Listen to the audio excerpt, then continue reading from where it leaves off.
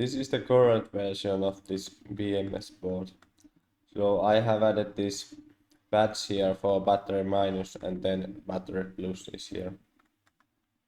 I also added these thermal wires here and they are connected to this bottom layer also. Then I have added this ground plane here like this.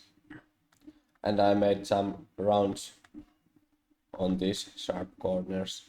I also added these holes here for bolts. So here is how it would be.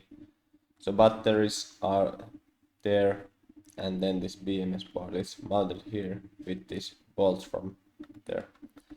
I still had to make some modifications here and check the DRC so board is made correctly. I also add microchip here later, but first I'm just gonna test this board with ESP32 and connect it here in this UART connector.